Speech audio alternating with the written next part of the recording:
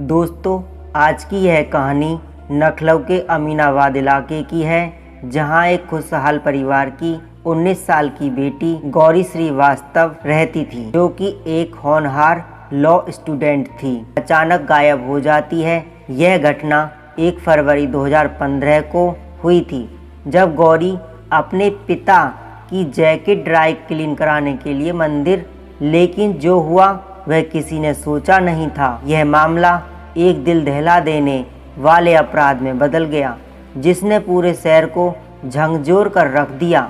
आखिर गौरी के साथ क्या हुआ?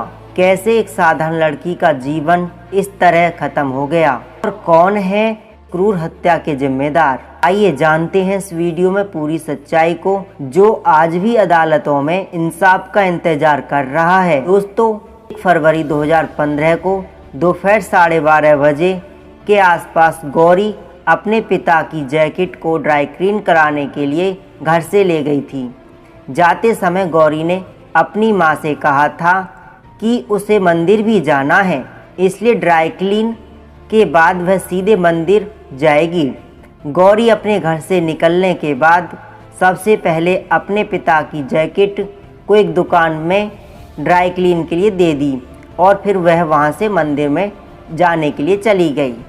दोस्तों, आगे क्या हुआ?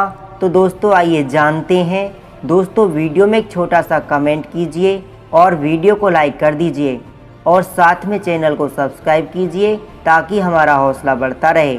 दोस्तों, उस समय उसके कई जानने वालों ने भी उसे जाते हुए देखा था। गौरी को घर से निकले हुए काफ़ी समय हो गया, यानी कि अब शाम के 4 बज चुके थे, लेकिन गौरी अपने घर नहीं लौटी, जिसकी वजह से माँ को चिंता होने लगी और गौरी की माँ ने उसे कई बार फ़ोन किया, लेकिन गौरी ने एक भी बार अपनी माँ का फ़ोन नहीं उठाया। परेशान होकर उन्होंने गौरी के पिता को फ़ोन किया और बताया कि गौरी दोपहर 12:30 बजे जैकेट ड्राई क्लीन कराने के लिए गई थी, लेकिन अब तक वह घर नहीं लौटी है और ना ही वह फ़ोन उठा रही है। इसके बाद पिता श्रीवास्तव ने भी गौरी को फ़ोन किया। दोस्तों, कई बार फ़ोन लगाने के बाद तो फ़ोन उठाया, लेकिन गौरी ने नहीं, बल्कि एक लड़के ने। उसने कहा कि आप टेंशन मत लो, आपकी बेटी रात को वापस लौट आएगी। दोस्तों, इतना कहते ही उसने फ़ोन काट दिया। गौरी के पिता ने दोबारा फ़ोन किया तो उस लड़के ने फिर वही जवाब दिया। जब श्रीवास्तव ने उससे कहा कि एक बार गौरी से हमारी बात करा दो, तो उस लड़के ने तुरंत फ़ोन काट दिया। अब शाम के 5 बज चुके थे। गौरी के पिता भी दुकान बंद करके घर लौट आए थे। उन्होंने अपनी पत्नी से कहा कि अभी थोड़ी देर और गौरी का इंतज़ार कर लेते हैं, क्या पता वह अपने दोस्तों के साथ हो। इंतज़ार करते करते दोपहर से लेकर रात हो गई, लेकिन गौरी का कोई अता पता नहीं चला। उसकी मां ने दोबारा फिर गौरी के नंबर पर फ़ोन किया। दोस्तों, इस बार उसी लड़के ने फ़ोन उठाया और उसने बताया कि गौरी उसके साथ इको पार्क में बैठी है, वह थोड़ी देर में ही घर पहुंच जाएगी।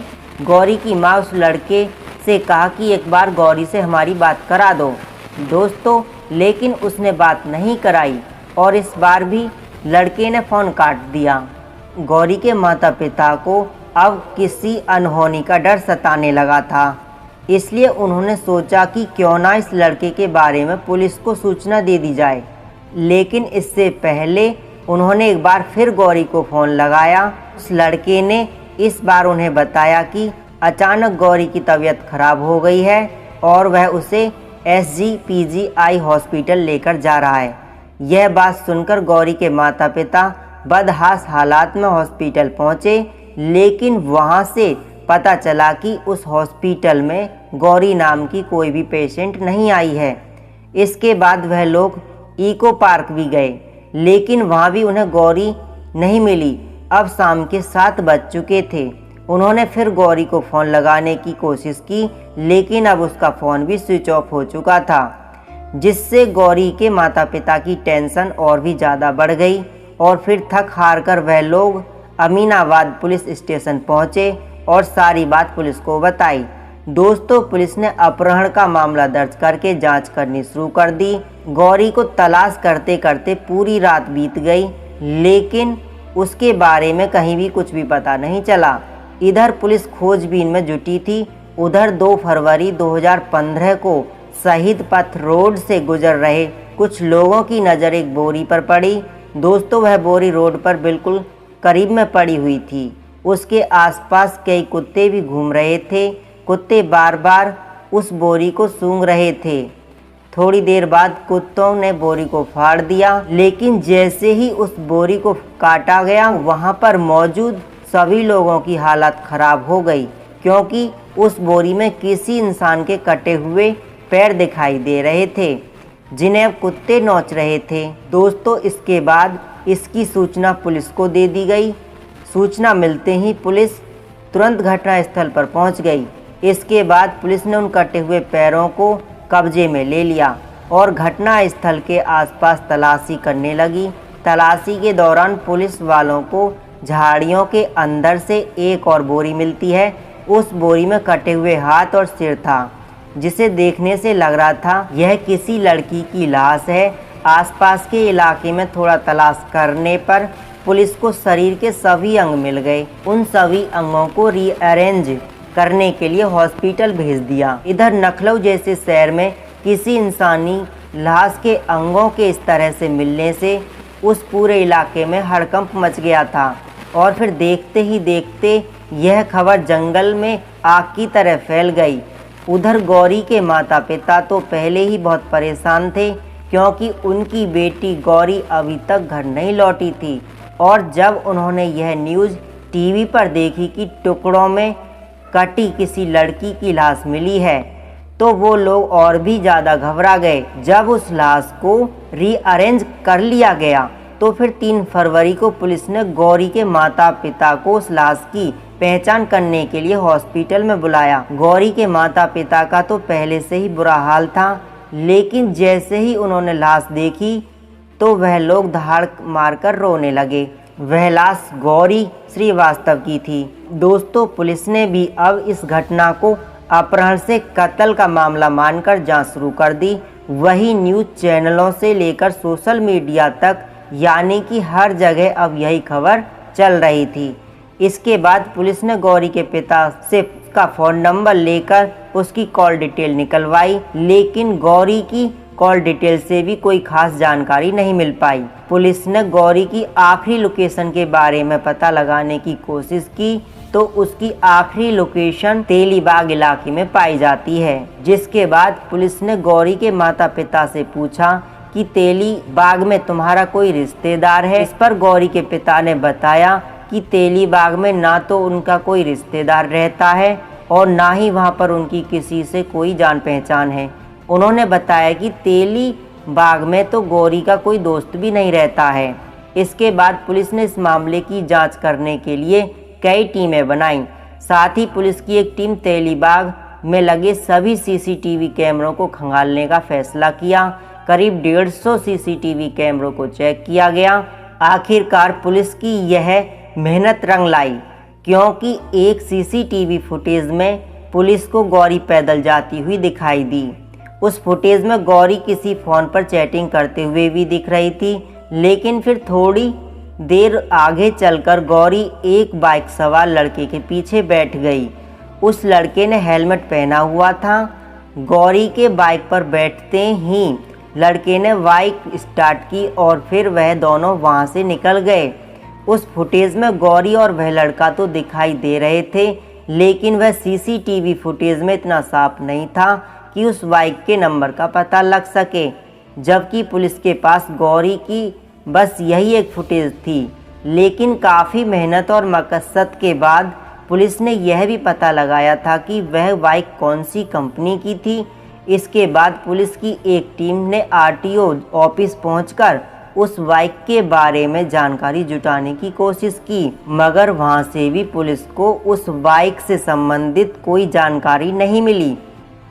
लेकिन जब पुलिस ने सीसीटीवी फुटेज की मदद से तेलीबाग में रहने वाले लोगों से उस बाइक सवार लड़के के बारे में पूछताछ करनी शुरू की, तो पता चला कि वह लड़का कोई और नहीं बल्कि गौरी का ही दोस्त है, हिमांशु प्रजापति। दोस्तों तेलीबाग में ही रहता था। पुलिस ने हिमांशु को अरेस्ट करने से पहले उसकी जन्म कुंडली खंगालनी शुरू की। जांच में पता चला कि 23 वर्षीय हिमांशु राजस्थान यूनिवर्सिटी से बीकॉम की पढ़ाई कर रहा है। साथ ही वह एसएससी की कोचिंग भी ले रहा था। हिमांशु के जानने वाले लोगों को जब सीसीटीवी फुटेज दिखाया गया तो उन्होंने उसे तुरंत पहचान लिया था और पुलिस के मुताबिक गौरी भी आखिरी बार हिमांशु के साथ ही दिखी थी। इसलिए अब पुलिस बिना देरी के हिमांशु के घर पहुंचती है, लेकिन वहां पर तो ताला लगा हुआ था। दोस्तों एक दिन उसे अरेस्ट भी कर लिया गया। इसके बाद उसे पुलिस स्टेशन लाकर उससे पूछताछ शुरू की गई। पहले तो हिमांशु ने साफ इनकार कर दिया, फिर वह उस समय गौरी के साथ नहीं था।